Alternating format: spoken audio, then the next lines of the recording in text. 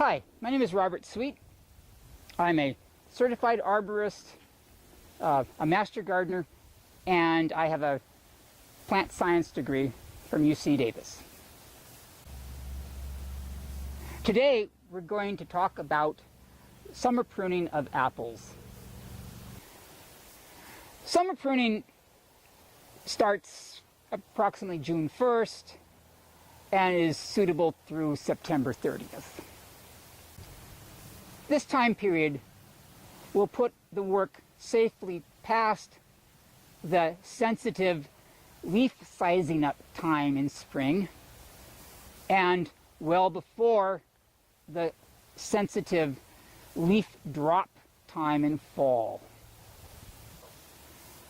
Summer pruning involves pruning cuts which aid in the height control of a tree, what's called sanitation pruning, that is for removing diseased or damaged wood that's visible during summer, and improving the quantity and quality and placement of fruitful wood. Not all apple trees are good candidates for summer pruning. All pruning, after all, especially summer pruning, involves some stress. Therefore, the tree needs to be healthy, not drought stressed, not saturated soils, not compacted soils, not under excessive disease pressure.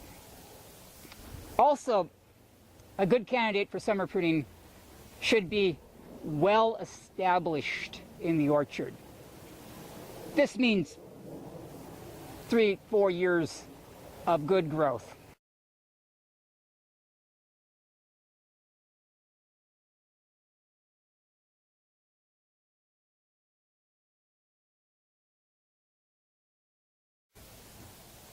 Before pruning, a little familiarity with the different kinds of wood is necessary.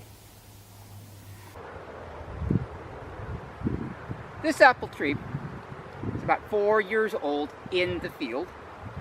It's begun to bear. You can see some of the fruit over here.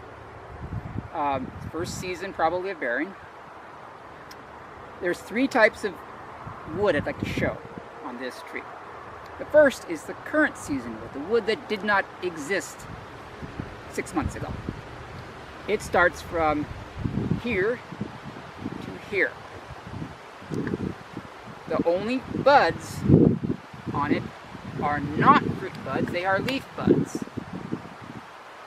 And they will form other leaves next spring.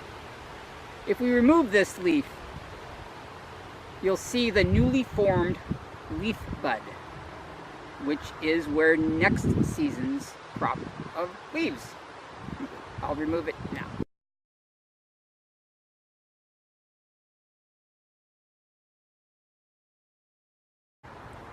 The second year wood goes from here to about to here. It of course has leaves on it, but also newly formed over July and August has been these short stems called spurs with one fat fruit bud. This one right here is a good example. Here's a close-up of one of about 10 spurs that formed on the second year wood. Each spur has some leaves. It consists of a short, maybe a 1/4 inch long stem at right angle to the main stem, and at the tip forms a fat flower bud. This is just formed in July and August.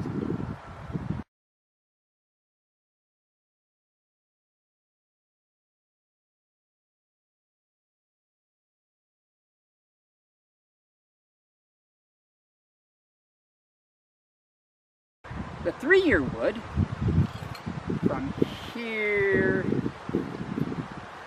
to here, and older 4-year, 5-year wood over here, 4-year wood, is currently bearing wood, bearing fruit. also is producing replacement flower buds, as shown, for example, here is, as with the second-year wood, the fruit bud itself that will provide flowers for next spring. In this case, in close position to this year's production, which 12 months ago looked like that.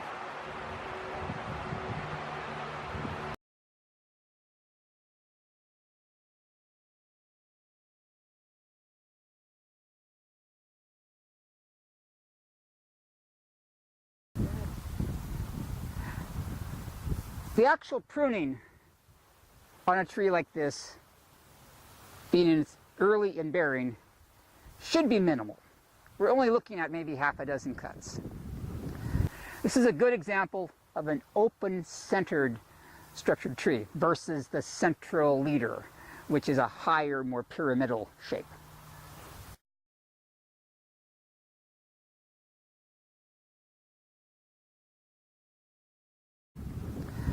As the years go by, far more pruning is going to happen.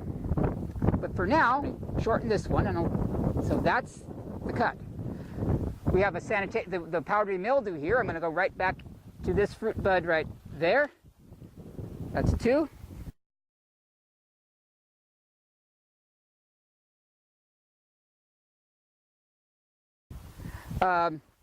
This will probably be shortened, and this one next year, but not yet.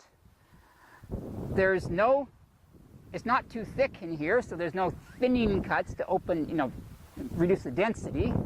There's no height control. I know this is the highest part of the tree, but I'm not going to shorten that yet. But next year, probably, it will be shortened, maybe up about there.